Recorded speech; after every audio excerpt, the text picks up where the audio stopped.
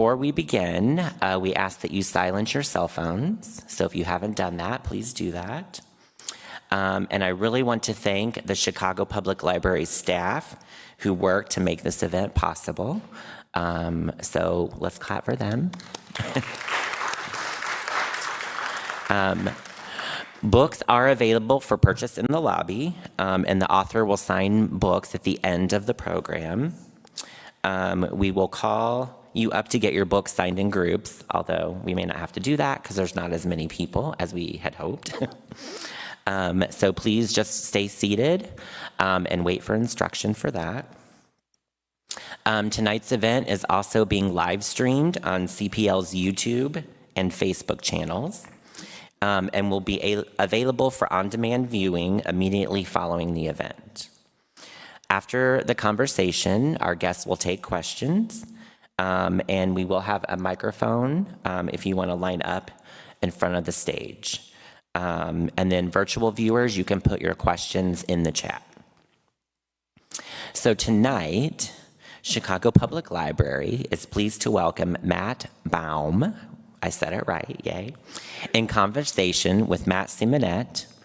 Matt Baume is a writer, podcaster, and video maker whose work focuses on pop culture, queer liberation, and all things strange and wonderful. How exciting. His popular online videos explore surprising behind-the-scenes stories from film and television history from an LGBTQ+ perspective.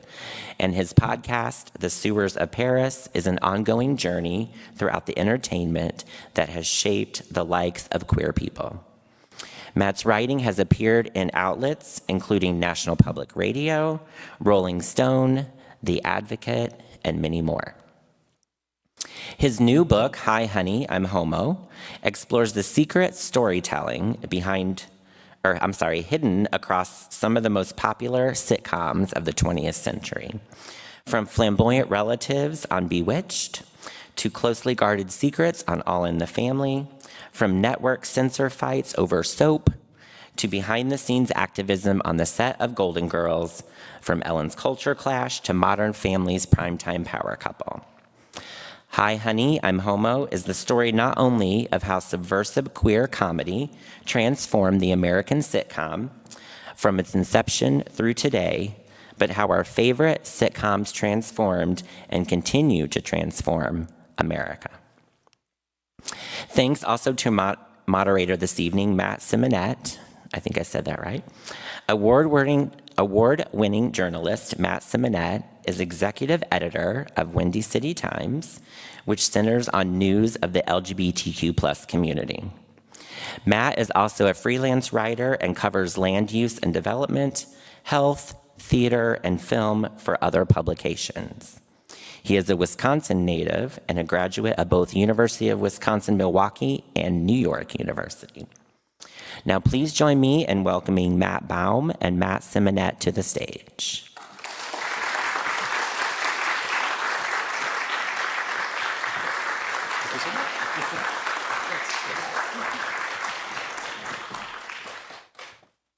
Hi, everybody. Thank you for coming.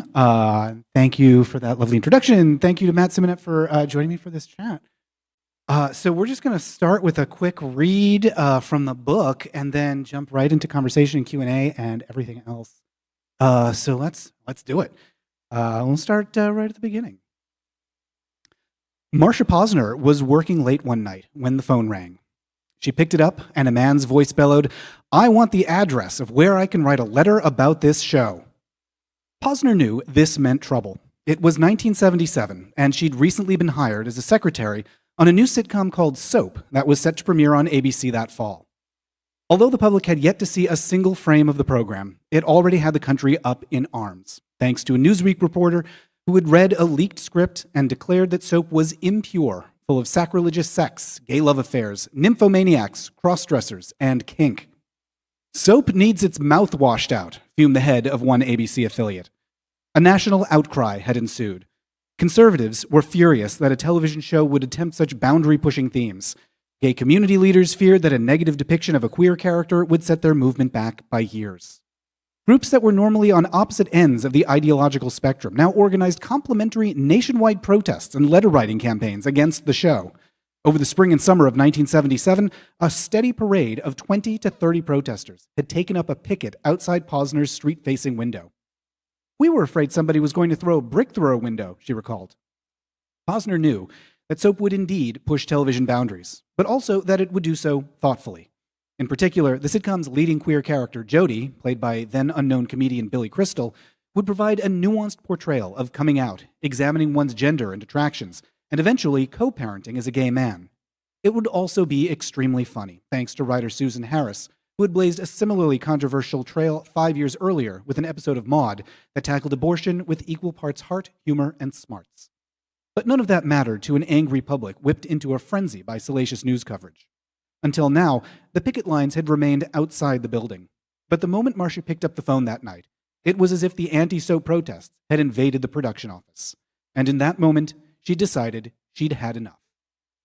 To understand the position that Posner was in, it's important to note that the late 1970s was a volatile time for television, particularly when it came to depictions of queer characters.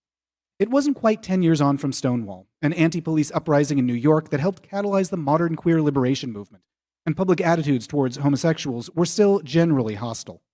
Television programs of the time frequently resorted to disparaging tropes: pansy perverts, insane transvestites, criminal dykes.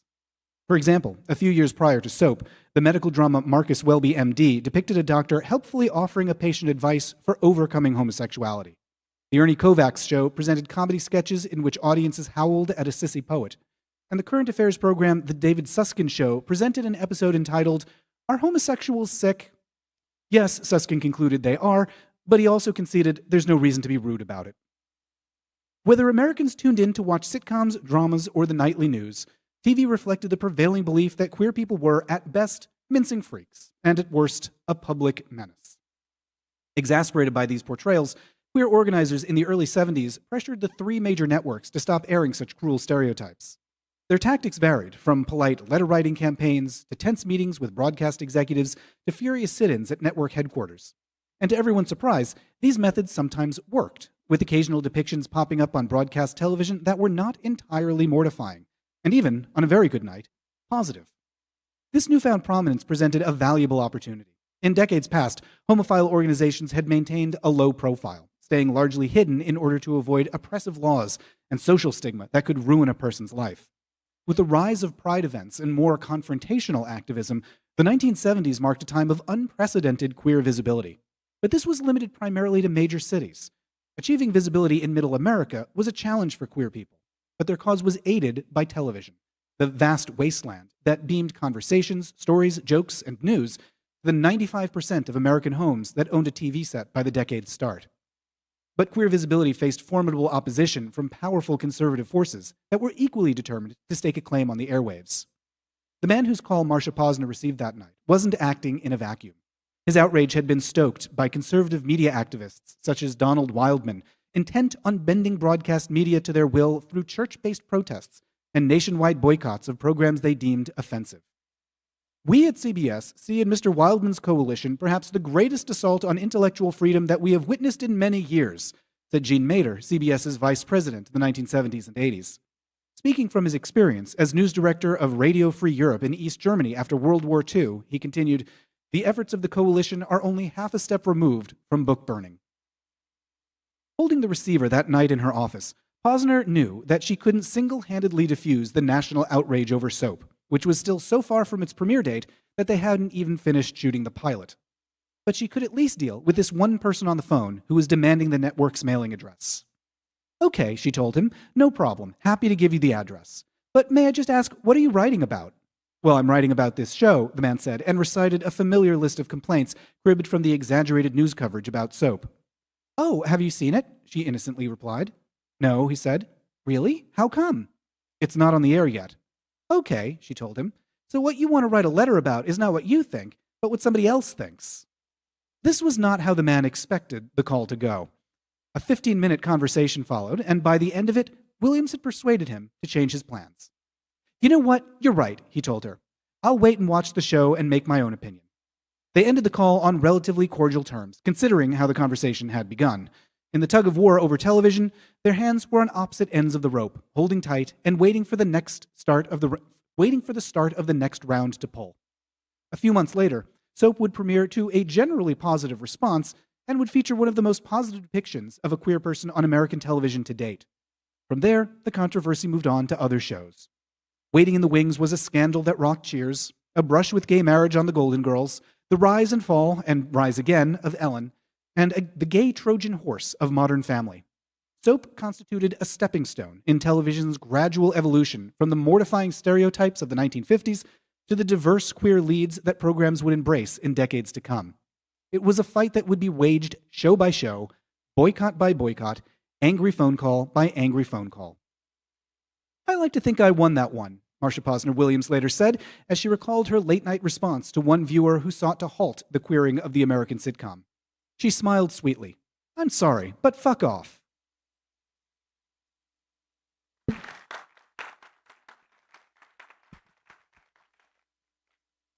Thanks, Matt. That was a great start to this. Your book offers a great survey of queer folks in the history of television, especially the sitcom.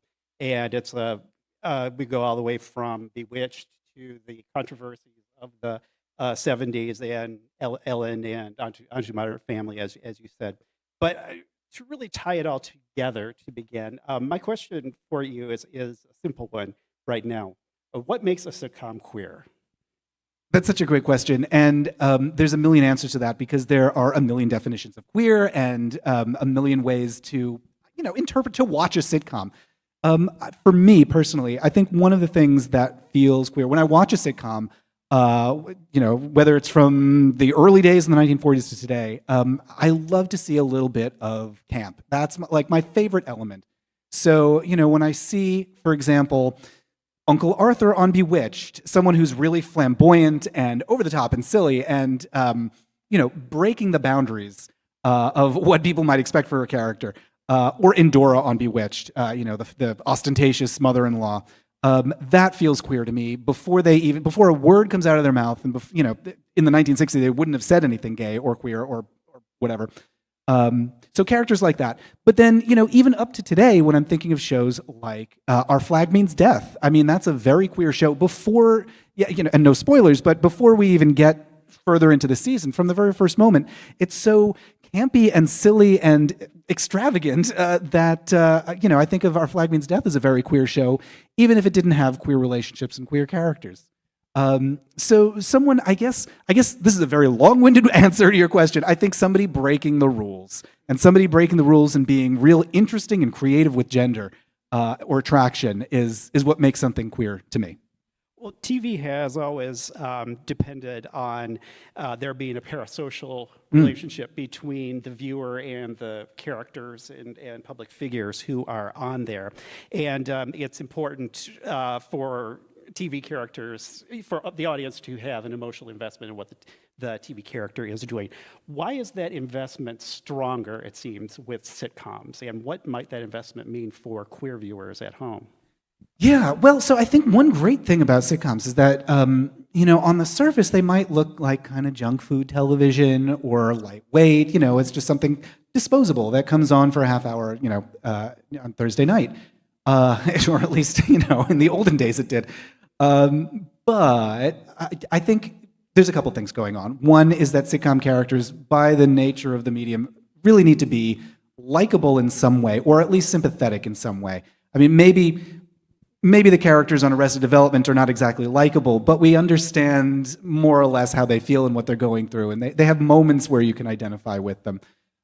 Because they're funny and because they have to tell a whole story in really 20 minutes, there's a real gettability that's required of a sitcom character. And, a humor. We want to be friends with funny people. It's nice to be friends with funny people. So when we watch The Golden Girls, or at least when I watch The Golden Girls, I feel like I'm hanging out with my friends. There's something aspirational about being that funny and, I guess, just being that clever, as with the best sitcoms, as well written and as much as one looks forward to watching those shows. I think that's what helps form the relationship that a lot of viewers feel with them. And with queer people in particular, I think we're often looking for, we might not have, especially queer people who are geographically isolated, folks in their lives who they feel they can relate to, but maybe you can relate to somebody in the media, and whether that's a sitcom, a movie, a dancer, a painter, whatever. But I think that's one reason why the arts are particularly beguiling to queer folks who might feel like outsiders. The sitcom really, it developed as a cultural form quite a bit at the same time as the Gay Liberation Network, as you alluded to in what you spoke about. Speak a bit more just about what the political development of the sitcom, what we saw in the 70s with Norman Lear, and then what happened in the 80s and with Ellen. Right, yeah. So, I mean, when sitcoms really were born, it's like 1947, I think. Cast your mind back to 1940s. There's a show, Mary Kay and Johnny, that was recognized generally as the first, what we would call a sitcom. And, just a little bit before I Love Lucy. And it's about a couple and their family life, and they're very sweet, and it's very nice and also not political at all, really. I mean, anything's political if you want it to be, but they really avoided anything touchy on the show. And, it was not a huge hit. There's only one surviving episode that we know of to this day. The rest of the show was the tapes were dumped in the East River when the RCA network went out of business. They just dumped into the river. So now that's a critical response. Anyway, then I Love Lucy comes along, and then we get to the 1960s where the civil rights movement really gets going, and that's when you start to see just a germ of real life reflected in television. I talk about this a little bit in the Bewitched chapter, where and actually I think this might be a good time to go to a clip. In the Bewitched chapter, it's not really Bewitched is a show that is silly. Let's be clear. This is not a what you would call a, philosophical show. At least its ambitions are not. But you can sort of see that the show is reflecting the times in which people lived. And there's a little bit of, I'd call it early proto-feminism going on this show, which is about, if you're not familiar with Bewitched, it's about a woman who's secretly a witch. She marries a mortal. They decide to keep it all a secret and try to blend in with normal society.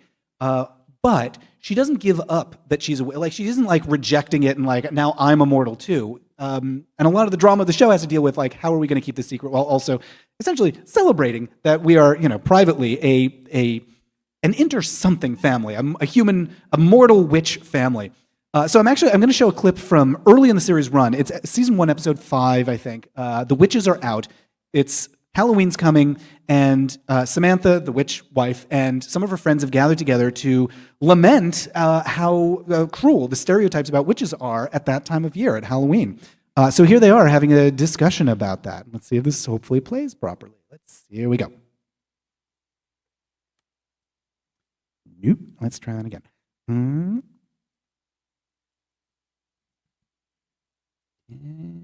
There's a tiniest little play button. I don't know why we don't simply tell everyone that we're witches. And then they'd see what wonderful, nice people we really are. You better take out lots of fire insurance first. Oh, Bertha, they stopped burning us years ago. We have made some progress. Well, not enough. So, I mean, it's a really brief clip, and what they're talking about there is outing. They're talking about coming out. You've got one person who says, why don't we tell people that we're witches? And then another one who says, they're going to get us. This was so similar to the conversation that was that was being had in what you would have called at the time homophile circles. How visible should we be? Some people, like Harry Hay, were very lucky that they could just come out and be like, I'm a radical fairy, deal with it. And then other people, most people, just had to keep themselves secret because life was very dangerous. That actress, by the way, with the teacup there is Retta Shaw, who you might recognize as one of the, not the nanny, the housekeeper, I think, in Mary Poppins. She was also on The Ghost of Mrs. Muir. And she also, Retta Shaw, grew up in a house of mystics. Her parents, this is true, this is in real life. Her parents were, I forget the term that they used exactly, but they were like Wiccans, and they had Ouija boards everywhere. And so she grew up in this very spiritualist environment. And then she was a stage actress who was in Europe during World War II, and there was an incident where she had to literally flee from the Nazis. Incredibly exciting life for Retta Shaw. This has nothing to do with my book. I just think she's a fascinating woman. Anyway, so, that's what we start to see a little bit of a political awakening before shows can really get like aggressively, confrontationally political as they would in the 1970s. And Bewitched always has just the stories of what's going on behind the scenes. Yes. Because, there's a lot of hiding going on that set. There sure is, to the point where there's still a lot of mystery about that show to this day.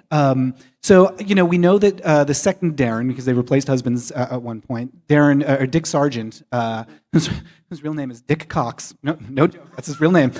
So Dick Sargent was a closeted gay man while they were making the show. He had to be in this heterosexual relationship all the time on the show. In his real life, he was a longtime partner.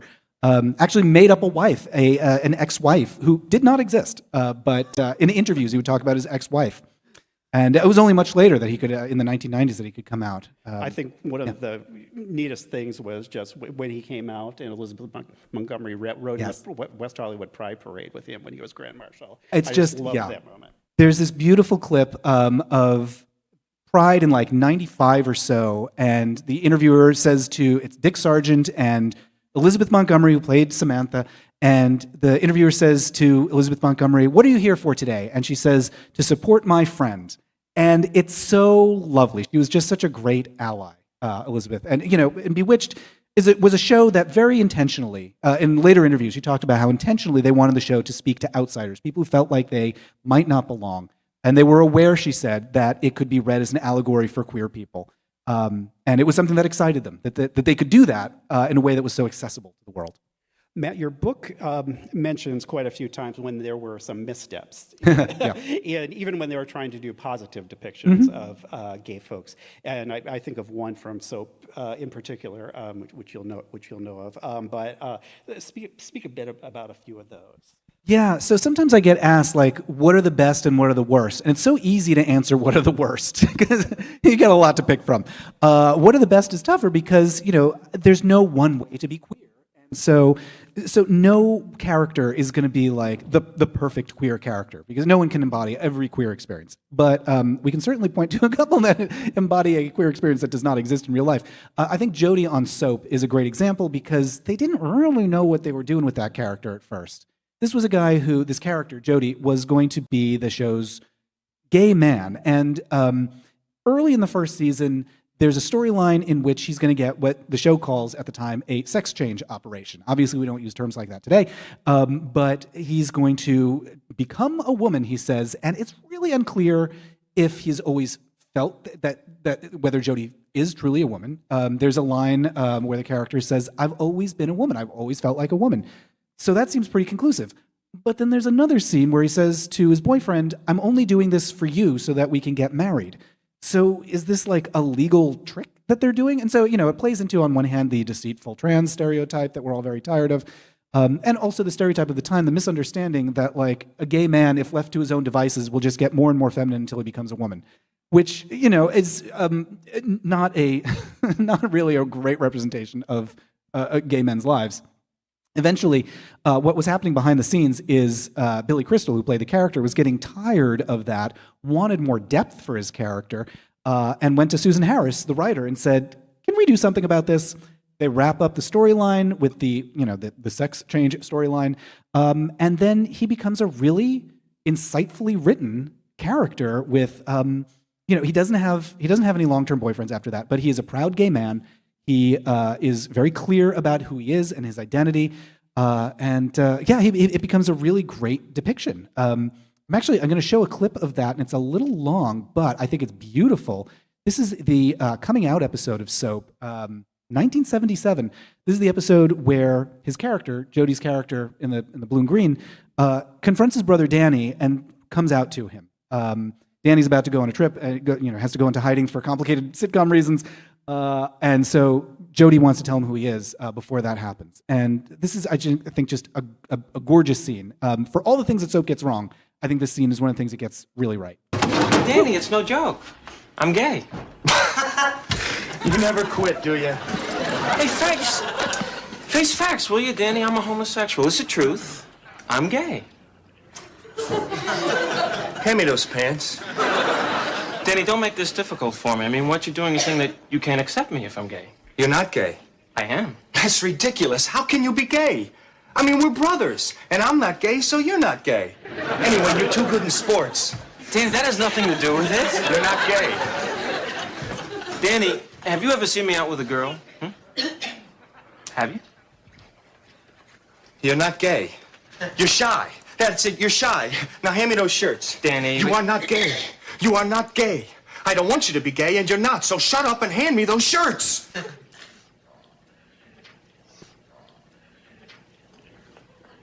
Why? I don't know why. I just am. Well, maybe you're not. I mean, how can you be sure? I'm in love with Dennis Phillips, the quarterback. Is that it? Is that the proof? For God's sakes, Jody, I'm crazy about Joe Namath. I idolize Mean Joe Green. I'd give anything We're to... lovers, Danny. Dennis Phillips is gay? Boy, this is a lot for one day. Danny, what's the big deal, huh? I mean, now that you know, am I any different? We're not friends anymore? You don't look gay. I'm still me. Hey, I'm still the Jody who plays tennis with you. I'm still the Jody who bowls with you. I'm still the Jody who laughs with you. And I'm still the Jody who counts on you. You're probably not gay. I am. And it shouldn't make any difference. And if it does and you don't love me now because of it, then you've never loved me at all. Jody. Look, all these years, I didn't want to hear it. I didn't want to listen to you. I was afraid if I ever heard it, I couldn't look at you again.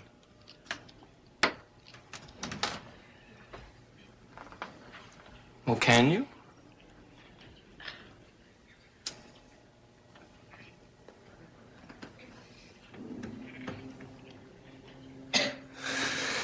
Yeah. Friends? Are you kidding?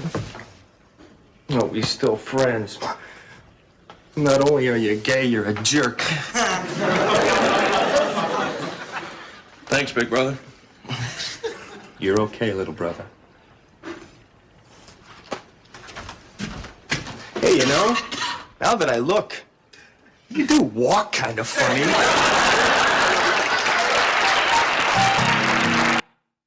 It's so great. I could do an hour-long talk just about this scene. It's so well written. And also, another thing that's just shocking about it is how much silence there is.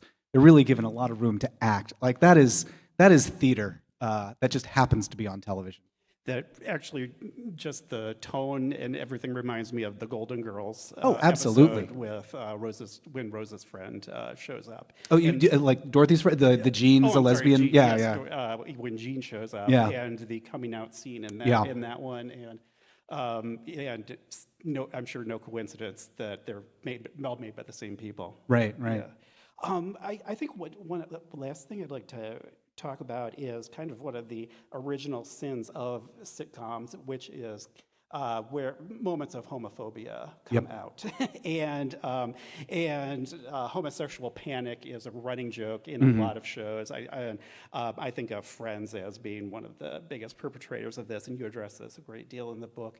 Are there any resonating values in shows like that contain those moments for queer viewers who might otherwise enjoy them? Gosh, do you mean like shows that are on today? Yeah. You know, I think television's gotten pretty canny about not doing that. It's really easy to get mad at Friends because that's another show that just, made a lot of mistakes. To her credit, Marta Kaufman, who's one of the creators, has spoken pretty candidly about how she would do things very differently. And that show had, and her co-writer for that, co-creator was a gay guy. Yeah, and David Crane. And Kevin Bright, their producer who directed a lot of those significant episodes, was also gay. Yeah. I think what is going on in Friends is, and a lot of shows of that time, because the 90s loved a homophobic joke and they loved a fat joke. Those are you could always count on them to be real unpleasant on those two counts. It makes it really hard to watch today. But anyway, I think something that's going on with Friends and their missteps on queer stuff is something that Leslie Jordan, who played Beverly Leslie on Will and Grace, something that he said about a lot of the people in his life because he came from the South and had a lot of very conservative relatives. He very graciously says of those people, they're doing the best they can with the light they have to see by. And I think there was not a lot of knowledge in the 90s about how to tackle queer issues. That having been said, the people who did have a lot of knowledge about that were available. They could have asked. They could have gone to actual, like, there's a character on Friends who I think you could probably most accurately read as trans, and they could have asked trans people about their experiences. They could have cast a trans person in that role. And so, that knowledge existed, but a lot of television didn't think to include people, minority people, marginalized people. Now I think TV's gotten a lot better. You see a lot of diverse writers' rooms for as long as writers' rooms will continue to exist, who knows. But the idea that there should be nothing about us without us, I think has really spread. And I think that's fantastic. And I hope it's something that will not continue unless we insist on it continuing. That will go away unless we're noisy and vocal about always needing people on the inside.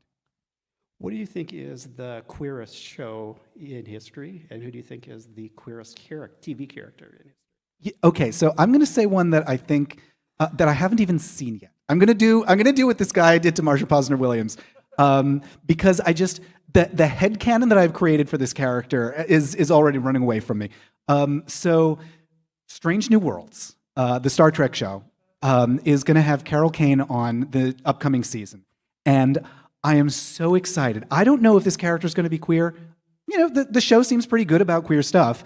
But the thought of having her in a Star Trek, it's not something I ever thought I wanted.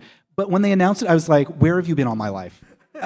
I'm so excited for that character. So I'm going to say right now, that's the character that I want to be the queerest on television. But the other characters that I just can't get enough of is on Our Flag Means Death. I am obsessed with them. And hopefully whatever HBO is over the next few years allows that show to continue, because I am obsessed with their story. What is your favorite sitcom ever? Oh my goodness. Oh my God. Okay.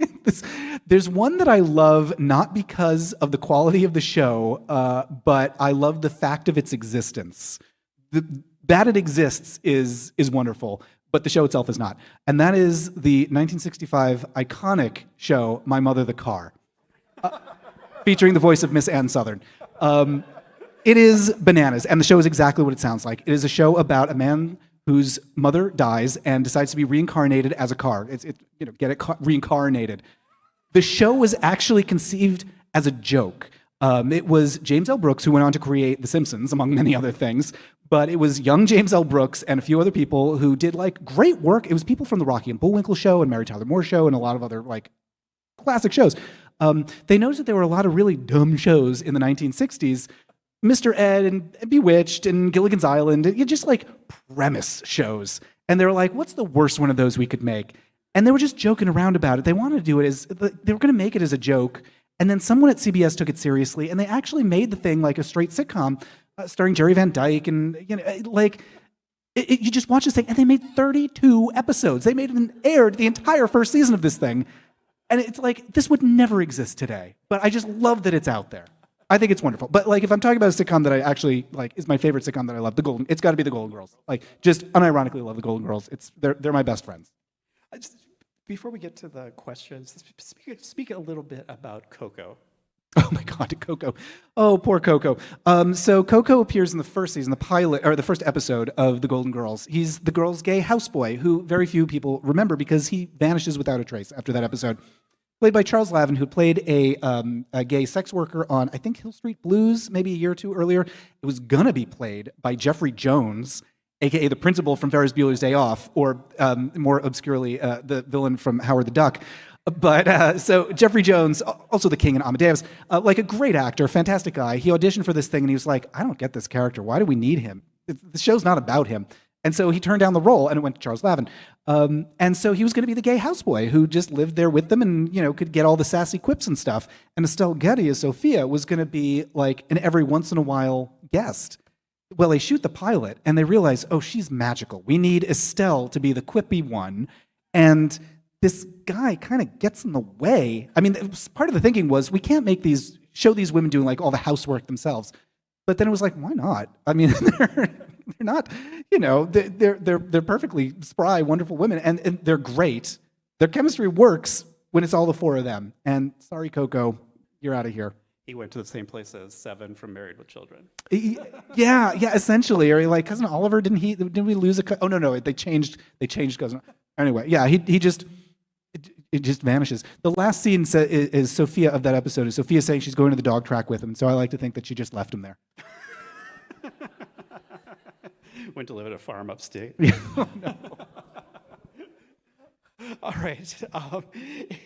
And now it's probably a good time if anybody has any questions for Matt, if you can come up to the microphone here. And then if we have any from the folks at home. Oh, yes. Yeah, so folks who are watching, thanks for tuning in on YouTube and Facebook. Yeah, let's fire away. Thank you so much for being here. I'm not sure, I came in a little bit late. I don't know if you talked about Paul Lynde, but I just recently saw like the highlights of Paul Lynde from Hollywood Squares, and I was so struck by just the innuendo and the flat out dead end wit. Can you speak a little bit about Paul? Oh, gladly. I'm so glad that you asked. Thank you. I idolize Paul, and I did not always feel this way. Years ago, I was writing for the website Queerty, and I had to write a thing about Paul Lynde because it was his birthday, and I wrote this I don't know where this came from, hit piece about, the headline was, and I really regret this, my headline was, "Happy Birthday to Paul Lynde, History's Greatest Monster." And I don't know where that animosity came from. Actually, I do. It was because I saw a lot of myself in him, and had a lot of internalized homophobia. And I've come to terms with that because he had just an amazing life. He was an incredibly funny actor and very talented, and just could not catch a break in his career. But and I think something that I really didn't like when I saw him when I was younger was that he was so unabashedly gay, and I was like, oh, rein it in, dial it back. And now look at me, I wrote this book, so now I get it, Paul. So he's on Hollywood Squares, and it's really where he shined. A lot of his gags were written by Bruce Valanche, another gay writer who's written every award show known to man, and the Star Wars Holiday Special, which we could talk about another time. That'll be the topic of my next book. Anyway, so Paul would always get the really funny retorts, and there was always so much, like you said, innuendo. Peter Marshall says something like, why do Hell's Angels wear leather? And Paul's answer is, because chiffon wrinkles too easily. And sometimes there's a lot of misogyny thrown in there.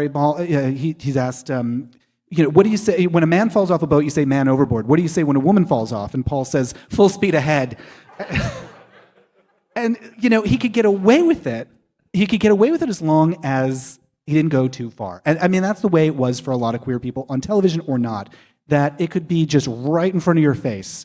But the moment you actually confirmed anything, the moment or anyone said anything about you, then it was a problem. I'm thinking about poor Liberace around the same time, maybe a little bit earlier, has to file a lawsuit to protect his image when someone in, this reporter in the UK strongly insinuates that he is, they use some weird language to describe him as essentially gay. And he files a lawsuit and wins. And it wasn't until after he died that people really started talking about Liberace's life. But Paul really, I understand, the reputation that Paul had was that he was a little unpleasant and abrasive to people in real life. And I get it. When the closet is that oppressive, I probably would have taken that energy that I directed to Paul Lynde, and I think I would have been very tempted to direct that at, whoever were the agents of my oppression. And you did the Paul Lynde Halloween special. Oh my Lord, yes. Oh my God, the Paul Lynde Halloween special. The entire thing's on YouTube, I think, starring Paul Lynde, Margaret Hamilton, aka the witch from the Wizard of Oz. Betty White is in it. Florence Henderson is in it. Witchy Poo Billy Hayes is in it, and Kiss, the band Kiss, is and the Osmonds. It's just Tim Conway. It's it's like the Californians joke. What are you doing here? Every moment of this thing. I'm obsessed with the Paul Lynde Halloween special. Anyway, another Bruce Valanche special. Hi. So I'm a huge fan of your YouTube channel. Thank you. So I know that there's a lot of different sitcoms you could have included in the book. I'm just curious kind of how you curated the ones that you did and why you chose those. Yeah, so the answer for all the shows except one is that I really had to prioritize which ones really tell the story of television, which ones are iconic and which are beloved, and have some connection to politically what was going on in the world. And the one show that I surprised myself by including was Dinosaurs, the weird early 90s foam puppets dinosaur show. That one I included because it's such a weird. I like My Mother the Car. It's just so bizarre that it exists. But fortunately, it also aligns with some political stuff that I wasn't aware of when I started writing it. That's one that I included that I was surprised. But others, I really wanted to say more about Jim Nabors, who was on the Andy Griffith Show and then later the Jim Nabors Show and had a variety special and stuff. Jim Nabors had just an amazing life, and I really think he deserved a Presidential Medal of Freedom for all his contributions because he was just the loveliest man. Gosh, what else? I mean, Carol Burnett show. Carol gave a lot of work to queer actors. I mean, Jim Nabors was one, but Rock Hudson was on frequently, and Carol did a lot for queer people without really, making a big fuss about it. Geez, what else? MASH. I really wish I had room to include MASH because they had a gay episode of that, and then Rock.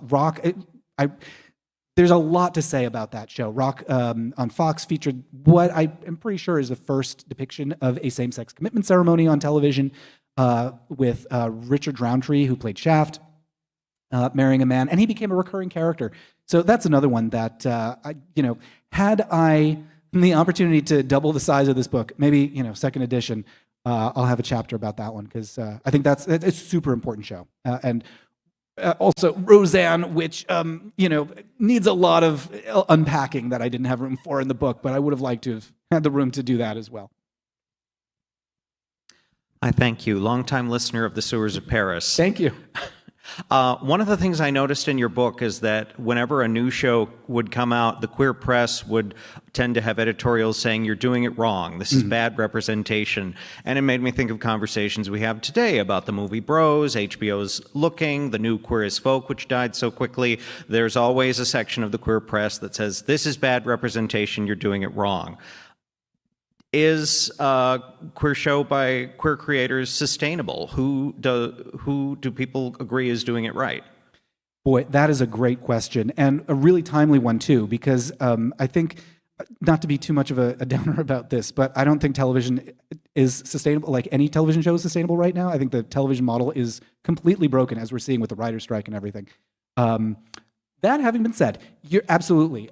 Every time there's a queer show or queer character or whatever, for decades, we get into this circular firing squad where we're like, it's not enough, it's not right, it's not. Blah, blah, blah. And I think on one hand, that's great. We always need to be applying that pressure for television and media in general to do better, because there's always room to do better. There's always more people that can be included. For all the advances, for example, in the 1990s, the experience of queer people of color was really invisible on television for far too long, until you get to Noah's Ark, and even that was on cable. So, on one hand, yes, I think that pressure is a good thing. On the other hand, it really makes it hard for a show like that to survive. Like, I'm thinking about Looking in particular, which really, bless its little heart, it tried. But also, I just, I couldn't watch it because I just found it boring, and I did not find those characters relatable. So, part of the problem there is a show for and about and focusing on queer people is going to have a limited audience of mostly, depending on what the show is, but it's mostly going to be for gay men and maybe straight women. But I think something that is needed for the show to really be sustainable and to be a hit, or at least it was, and hopefully will be when television becomes sustainable again in the future, is you need a Grace. It can't just, Will and Grace wouldn't have worked if it was Will and Jack, or if it was just Will. You have to have queer people. Basically, you have a choice to make.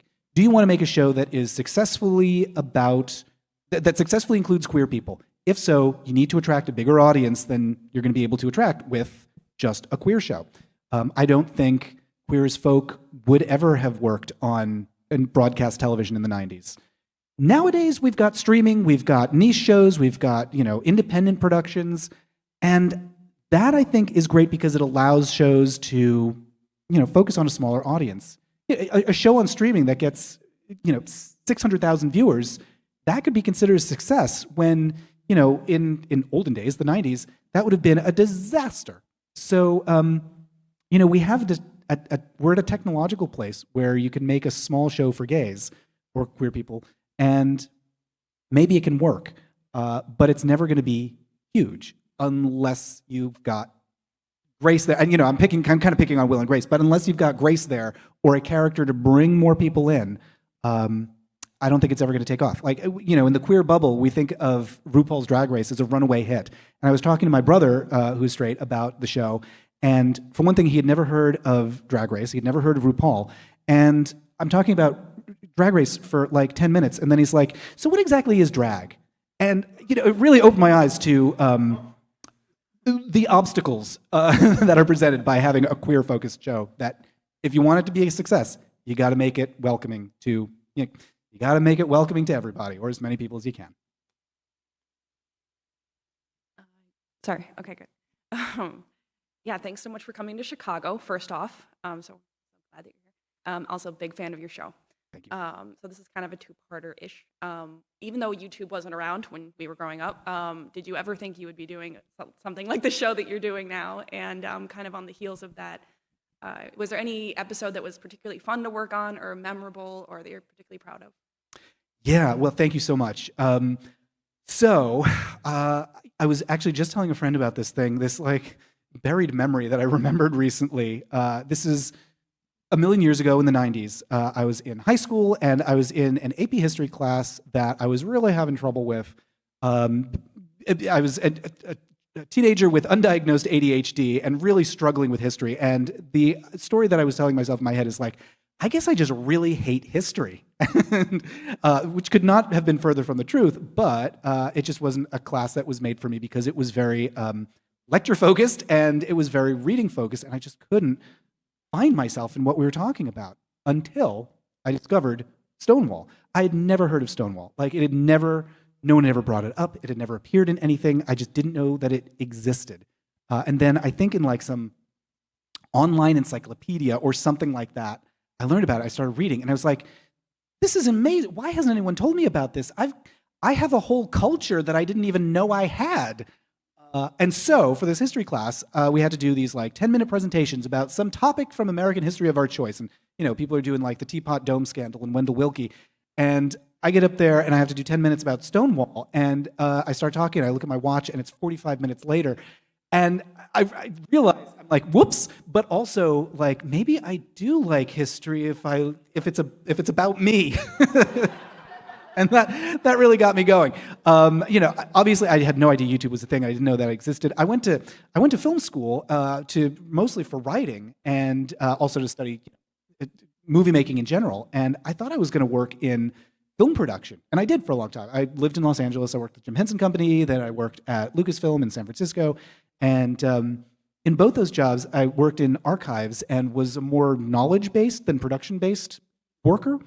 And that's where I really started to point my attention towards communications, I guess, for lack of a better word, and telling stories in a way that I thought I was going to be telling the stories that were on the screen. But what I've really found is I like to tell the stories about how those things got on the screen.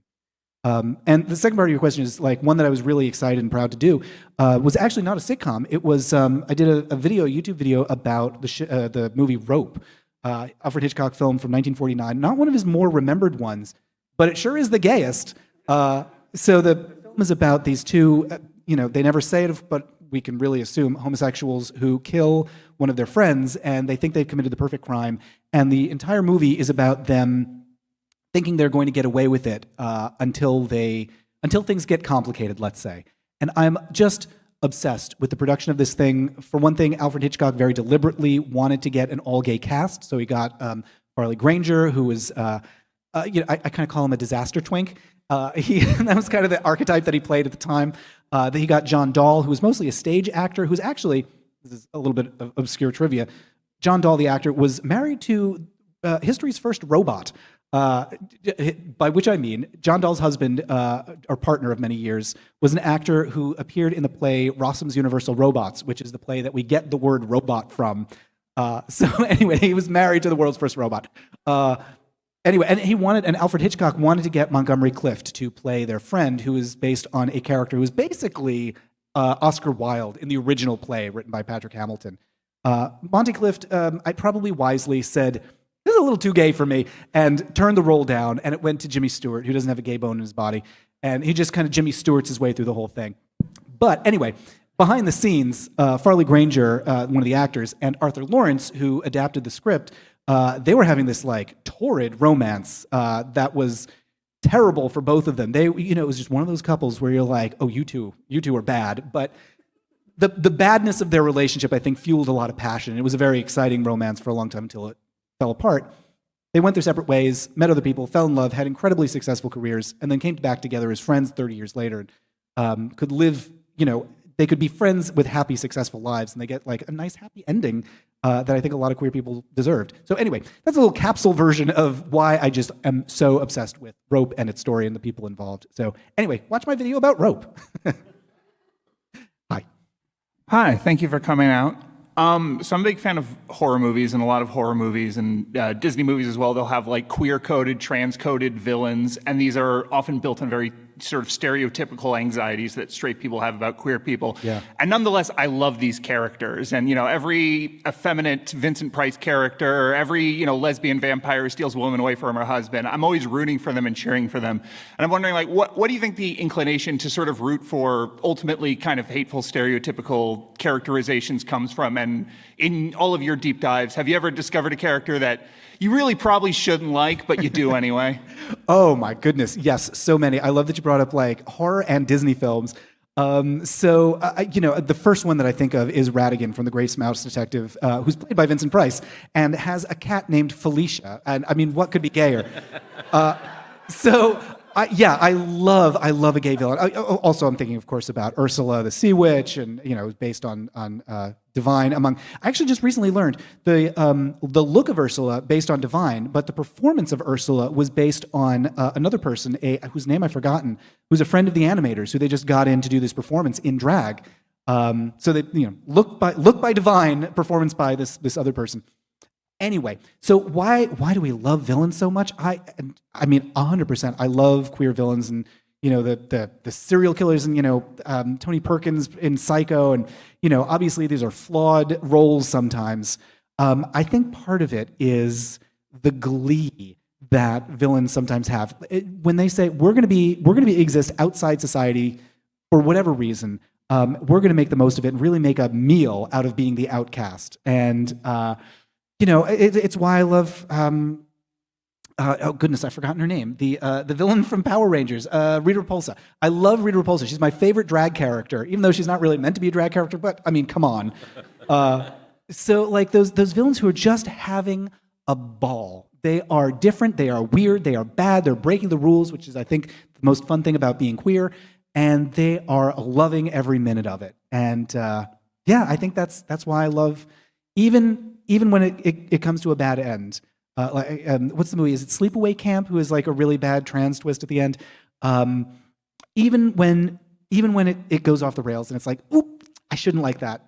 I think there's a real joy in being bad. So yeah, I think that's what's going on. Honestly, I would love for like maybe my next book I'm going to write about like horror films, because there's so much to say about boy oh boy, queer horror films. There's a movie called Curse of the Queer Wolf that is not well made, but there's lots to say about it. Anyway, yes, hello. One of my favorite sitcoms recently, I don't know if you've seen it, is Call Me Kat, which was Leslie Jordan's last show before he passed away. So check it out, guys. I found it interesting about comparing the Bewitched episode to Coming Out. I'm sure there were queer writers in the writer's room, but how much power did the actors have to make that effect to more representation of the queer community? Yeah, it's like it varies wildly. So yes, there were queer writers, of course, especially like on Golden Girls. I spoke to a queer writer, Stan Zimmerman, who worked on the show. But also that these people had to be very careful and cautious about their careers. So when you have somebody like, for example, Leslie Jordan, more recently, that's somebody who could throw his gay weight around, basically, and Leslie was all 37 pounds of him, but he could really nowadays I think post Glee, a gay writer or a gay performer can ask for more, and I think Glee was a really important dividing line that made that possible. Not the only one, but one of the big ones. So those, in the last 20 years or so, I think queer performers really could ask for more. Wouldn't always get it, but it beats the alternative of like Ellen in the 1990s saying, okay, I need to come out. Ellen is someone who she was very unhappy, very unhappy because she was in the closet, decided I have to come out. It makes sense for my character to come out. I want to do this.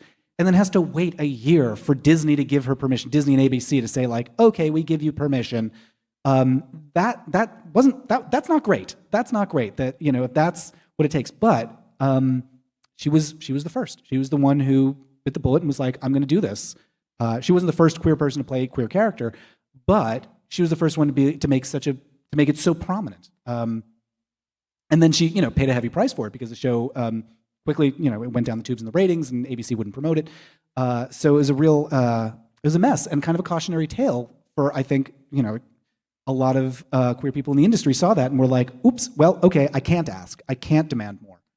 And then Will and Grace happens, and Will and Grace is a success, so okay, maybe I can. And then there's some successes on cable, and there's some successes on reality shows with Richard Hatch on Survivor. And then you get to Glee, where you've got actual, Chris Colfer, bless his heart, for, just being who he is in real life. And, I think a lot of who he is in real life informed his character.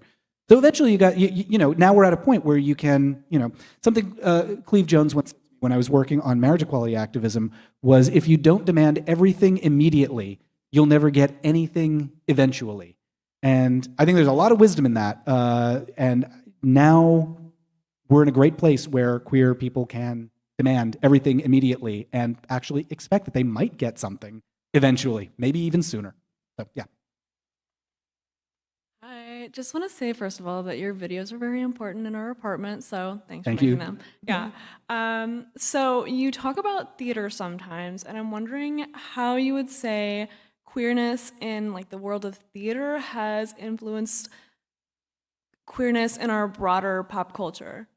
That is a great question. And there's actually a book that just came out June 1st this year by, who wrote it? I want to say Bosley Crowther, but that's not true. That's the New York Times movie critic from the 1940s. It's Bosley something.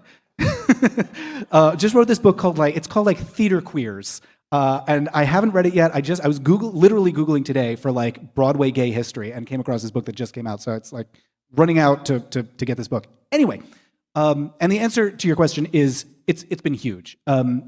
Broadway as a destination for queer people in the first half of the 20th century, even to the end of the 20th century, made New York in particular made that a very safe place for queer people to come and to have careers and to be successful. And when you look at the story of Broadway and theater in general, what you see there is a lot of queer people who are empowered to either tell their story or to tell their story through metaphor. So that's why I think you get a show like West Side Story, which is real gay. I mean, so many of the people who worked on that show are gay. Even Stephen Sondheim and Jerome Robbins, and so on. And it's a story about the forbidden love, and obviously Romeo and Juliet, but also people who by trying to pursue the love that they want are destroyed, largely by society and the people around them. Anyway, so it also provided a place for queer people to hone their talents. I'm thinking of like Charles Nelson Riley, for example, who started on Broadway. He's a huge stage actor and then moved to television, could bring television to people. Same thing with Paul Lynde. Paul Lynde started on Broadway in, what was it? Bye Bye Birdie was his first like big hit, and then transitioned into television after that. So it was kind of a proving ground for a lot of queer people, a safer place for them. And then TV and movie would start to snap them up. And obviously until the 1960s and 70s, they couldn't really do anything too queer for real, but it was a less risky place. With Boys in the Band, for example, Boys in the Band appears on Broadway, and then it moves to, they make a film of it. Harvey Fierstein's career. Harvey Fierstein is a struggling playwright and drag performer. Then he makes Torch Song Trilogy, gets a ton of attention for that. He makes La Cage aux Folles, gets a ton of attention for that. He becomes like in demand in Hollywood. So for a long time, theater has been a stepping stone for either closeted queer people to get their careers going, and then more recently to really make something great and to actually really tell a queer story. When I was in New York 2 weeks ago, I saw the new Some Like It Hot adaptation of the 1959 film, and that adaptation is dynamite. It is fantastic. They've done an amazing job really changing the story and making it so much queerer. I can't say enough good things about it. And I think the Tonys are this weekend. Are the Tonys this weekend? Yeah. So I'm really excited for the Tonys, and or as I'm hopefully going to be calling it, a tribute to Some Like It Hot, because it's up for a bunch. Anyway, so yeah, theater is doing great stuff and always has. Our time is almost up, but I want to squeeze in one question from our virtual viewers Soren asks, what is the best representation of trans people in sitcoms? The best representation of trans people in sitcoms. That's a tough one because sitcoms have really not done a great job. I'm thinking, man, I'm really struggling to think of a sitcom that has done a good job with a trans character. You know, most of what I've written about in the book is focused further back in the 20th, the 20th century, 60s through 2000. I'm trying to think of somebody, all the really great trans representation I can think of is in drama, either on Pose or Orange is the New Black. I'm also thinking of, just like reality and also thinking of ContraPoints. I think like Natalie Wynn, I think is like one of the greatest trans, I wouldn't exactly say performer, but, public figures in media. But gosh, on sitcoms, I think sitcoms are still really struggling to give audiences the representation that they really deserve. I think drama is the place where it's at. All right, so that's all the time we have for today. Please join me in thanking Matt and Matt. I want to remind you that Matt's book is available for sale outside. We'll start the book signing in here in just a few minutes. It's also available at your Chicago Public Library if you want to check it out at your nearest branch or online. Please do check out our CPL website for all kinds of Pride Month activities, all kinds of 150th anniversary activities.